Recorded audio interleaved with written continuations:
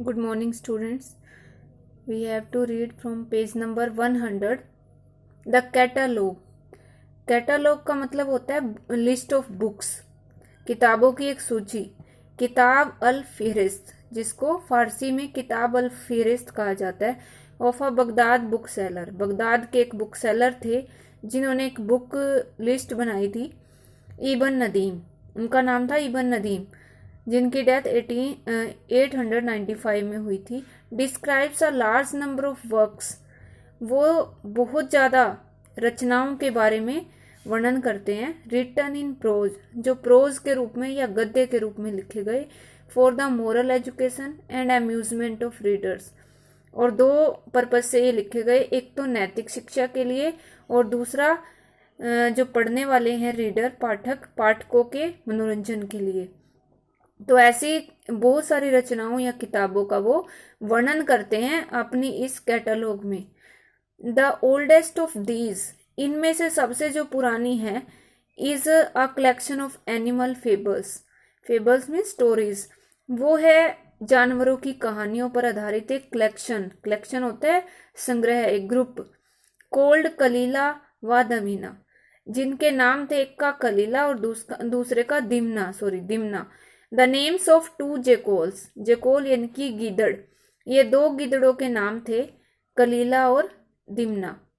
Who were the leading characters, जो in stories में मुख्य पात्र होते थे, लीडिंग कैरेक्टर्स होते थे। Which is the Arabic translation of a Pahlavi version of the Panchatantra, जो कि एक इंडियन बुक है और इंडियन राइटर विष्णु शर्मा के द्वारा ये लिखी गई थी और इंडिया में लिखी गई थी। तो यहाँ इंडिया में इसको लिखा गया और इसका पहलवी संस्करण बना, जिसको अरबी भाषा में ट्रांसलेट किया गया। The most wide spread and lasting literary works, सबसे ज्यादा जो प्रचलित था और जो स्थायी था, परमानेंट था, जो ऐसी साहित्यिक रचनाएं are the stories of hero adventures. इनमें शामिल थी हीरो एडवेंचरर्स, जो वीर साहसिक लोग होते हैं ना, ऐसे मतलब हीरो होते हैं जो हिम्मत वाले काम करते हैं, तो उनकी कहानियां इसमें शामिल थी, जैसे कि अलेक्जेंडर की कहानियां, जिसको सिकंदर कहा जाता है, एंड सिंदबाद की कहानियां, और those of unhappy lovers, unhappy जो दुखी प्रेमी होते थे, उनकी कहानियां। सच एज कायस, इसका नाम सबने सुना होगा, कायस नोन एज मजनू, जिसको मजनू के नाम से जाना जाता था, और द मैडमैन या फिर पागल आदमी। तो ये इस तरह की कहानियां जो थी वो इस्लामी जगत में बहुत सारी लिखी गई। These have developed over the centuries into oral and written tradition, और इस तरह की कहानियां जो थी वो शताब्दियों तक मौखिक रूप से और लिखित रूप से मतलब वो एक डेवलप होती रही या विकसित होती रही, जैसे एक पीढ़ी से दूसरी पीढ़ी तक मौखिक या लिखित रूप में पहुंचती रही। द 1001 नाइट्स, 1001 नाइट्स यानी कि 1001 रातें, is another collection of stories told by a single narrator. ये एक और कलेक्शन था, कहानियों का एक संग्रह था, जिसमें एक सिंगल नरेटर था, यानी कि जो कहानी को सुनाता है वो एक ही व्यक्ति होता है जो बोलता रहता है, जिसका नाम था शहरजाद। और ये कौन थी? एक महिला थी। To her husband night after night, जो हर रात अपने हस्बैंड को एक कहानी सुनाती थी। The collection was originally in Indo Persian, और ये जो कलेक्शन था, संग्रह था, मूल रूप से ये भारतीय फारसी भाषा में लिखा गया। जैसे यहाँ पे जैसे दिल्ली सल्तनत की शुरुआत हुई थी, तो फारसी भाषा की भी शुरुआत हो गई थी, तो इस इंडो पर्शियन में ये लिखा गया। And was translated into Arabic in Baghdad in the 8th century, और 8वीं शताब्दी में बगदाद में अरबी में इसको ट्रांसलेट किया गया, अनुवाद किया गया अरबी भाषा में। More stories were later added in Cairo यानी कि काहिरा, मिस्र की कैपिटल। काहिरा में इसमें और भी कहानियां जोड़ दी गई। ड्यूरिंग द मैमलुक पीरियड, मैमलुक यानी कि दास जो वंश था भारत में, जो शुरू हुआ था कुतुबुद्दीन ऐबक के शासन के काल में, मैमलुक डायनेस्टी, तो उसमें इसमें और भी कहानियां जोड़ दी गई। The stories depict human beings of different types, और ये जो कहानियां हैं वो अलग अलग प्रकार के ह्यूमन बींग्स के बारे में हमें बताती हैं, जैसे कि जेनरस, कुछ लोग उदार होते हैं, अच्छे हृदय वाले, द स्टूपिड, कुछ मूर्ख, और कुछ गुलिबल होते हैं, भोले भाले, द क्राफ्टी, क्राफ्टी यानी कि जो धूर्त लोग होते हैं, and were told to educate and entertain, और इनको सुनाया जाता है शिक्षित करने के लिए लोगों को, और उनका एंटरटेन भी सुन की उनका मनोरंजन करने के लिए। इन हिज किताब अल बुखाला, बुक ऑफ माइजर्स, माइजर होता है कंजूस, कंजूसों की किताब। जहीज और बसरा, बसरा के एक लेखक थे जहीज, जिनकी डेथ 868 में हुई थी। कलेक्टेड अम्यूजिंग एनिसिडोट, एनिसिडोट होते हैं किस्से, उन्होंने बड़े मनोरंजक किस्से इकट्ठे किए अबाउट माइजर्स, कंजूसों के बारे में, एंड ऑल्सो एनालाइज्ड ग्रीड, और लालच का भी उन्होंने विश्लेषण किया। From the 9th century onwards, 9वीं शताब्दी के बाद, द स्कोप ऑफ अदब, अदब का जो दायरा था वो एक्सपेंडेड, वो बढ़ा दिया गया, यानी कि इस अदब में और सारे जो बहुत सारे विषय थे, सब्जेक्ट थे, वो जोड़ दिए गए। To include biographies, manual of ethics, इसमें बायोग्राफी जोड़ी गई, किसी न किसी व्यक्ति की जो जीवनी होती है, और मैनुअल ऑफ एथिक्स होती है आचार संहिता, यानी कि code of conduct.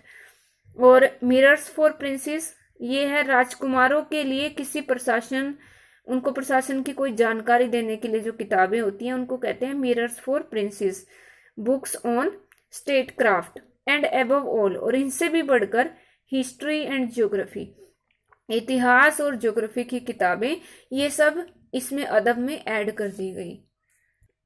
The tradition of history writing was well established in literate Muslim societies, जो पढ़े लिखे मुस्लिम समाज होते थे, मुस्लिम लोग होते थे, वहाँ पर इतिहास लेखन की परंपरा जो थी वो अच्छी तरह से स्थापित थी। History books were read by scholars and students as well as by the broader literate public, इतिहास की किताबें विद्वानों और विद्यार्थियों के द्वारा पढ़ी जाती थी, और इसके साथ ही बहुत ज़्यादा पढ़े लिखे लोगों के द्वारा भी पढ़ी जाती थी। फॉर रूलर्स एंड ऑफिसर्स, शासकों और अधिकारियों के लिए history provided a good record of glories and achievements of a dynasty as well as examples of techniques of administration.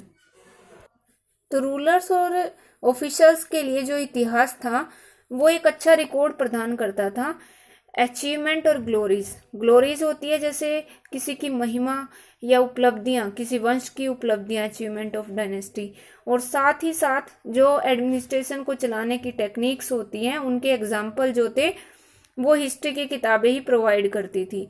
In the two major historical works, दो मुख्य ऐतिहासिक रचनाएं थी, एक थी Ansab al Ashraf of Baladhuri and Tarikh al Rusul wal Muluk, history of prophet and kings, राजाओं और पैगंबरों का इतिहास, ऑफ ताबरी, ये ताबरी ने लिखी थी। तो ये दोनों जो किताबें थी, the whole of human history was treated with the Islamic period as the focal point, इसमें मानवीय इतिहास, पूरे मानवीय इतिहास को दिखाया गया था, जिसमें इस्लामिक पीरियड जो था वो मुख्य पॉइंट था। The tradition of local history writing developed with the breakup of the caliphate, tradition of local history, स्थानीय इतिहास की जो परंपरा थी, स्थानीय इतिहास लेखन की, वो विकसित हुई जैसे ही खलीफेट का ब्रेकअप हुआ, यानी कि खलीफा का जो पद था वो खत्म हुआ, तो उसके साथ ही स्थानीय इतिहास लेखन की परंपरा शुरू हुई। Books were written in Persian about dynasties, cities और regions to explore the unity and variety of the world of Islam, किताबें जो थी वो फारसी में लिखी गई, वंशों के बारे में, शहरों या क्षेत्रों के बारे में, उनकी एकता, और वैरायटी मतलब उनकी अलग अलग जो इस्लाम की दुनिया थी उनकी अलग अलग विभिन्नताएं जो थी या यूनिटी थी उसको एक्सप्लोर करने के लिए, दिखाने के लिए ये किताबें लिखी गई पर्शियन भाषा में। Geography and travel constituted a special branch of अदब, ज्योग्राफी यानी कि भूगोल की किताबें, और ट्रैवल यानी कि यात्रा वृतांत, कोई यात्री कहीं जाता था तो वो अपनी यात्रा का पूरा वर्णन लिखता था, जिसको रिहला कहा जाता था। तो इन्होंने यह एक स्पेशल ब्रांच बन गई अदब की। These combined knowledge from Greek, Iranian and Indian books, और इनमें क्या शामिल हुई, यूनानी, ईरानी और भारतीय जो किताबें थी उनका ज्ञान इसमें शामिल किया गया, with the observations of merchant and travellers. और ये ज्ञान कहाँ से लिया गया, जो व्यापारी या जो यात्री होते थे उनकी ऑब्जर्वेशन से। इन मैथमेटिकल ज्योग्राफी, भूगोलीय जो गणित है जिसमें कैलकुलेशन भी शामिल है, द इनहेबिटेड वर्ल्ड, जो बसी हुई दुनिया है, वो डिवाइडेड इनटू 7 क्लाइम्स, उसको 7 अलग अलग तरह की जलवायु में डिवाइड किया गया इस ज्योग्राफी, इस मैथमेटिकल ज्योग्राफी में। पैरेलल विद इक्वेटर, इक्वेटर यानी कि भूमध्य रेखा के समानांतर, कोरस्पोंडिंग टू आवर 3 कॉन्टिनेंट्स, हमारे 3 महाद्वीपों के अनुरूप। The exact position of each city was determined, और प्रत्येक शहर की जो सही लोकेशन थी उसको सुनिश्चित किया गया एस्ट्रोनॉमिकली, यानी कि स्पेस साइंस के अकॉर्डिंग। मदाक्सी डिस्क्रिप्टिव ज्योग्राफी, मकदासी की जो वर्णात्मक भूगोल था जिसका नाम था एहसान अल तकासिम, द बेस्ट डिवीजन, यानी कि सबसे सही जो बंटवारा जिसको हम कह सकते हैं, is a comparative study of the countries and people of the world, वो दुनिया के लोगों और दुनिया के जो अलग अलग देश थे उनकी तुलनात्मक स्टडी थी, अध्ययन था। And a treasure trove of exotic curiosities, और लोगों के मन में जो नई नई जिज्ञासाएं उत्पन्न होती है उनको मतलब शांत करने का एक खजाना था। ज्योग्राफी एंड जनरल हिस्ट्री, भूगोल और सामान्य इतिहास वर कंबाइंड इन मुरूज अल दहाब, जिसको गोल्डन मिडोज कहा जाता है, ऑफ मसूदी। मसूदी एक राइटर थे जिन्होंने इसको 943 में लिखा था। तो उसमें जो सामान्य इतिहास था और जो ज्योग्राफी थी उसको कंबाइंड कर दिया गया, यानी कि जोड़ दिया गया, to illustrate the wide variety of worldly cultures, सांसारिक जो अलग अलग प्रकार की संस्कृतियां थी उनको दिखाने के लिए।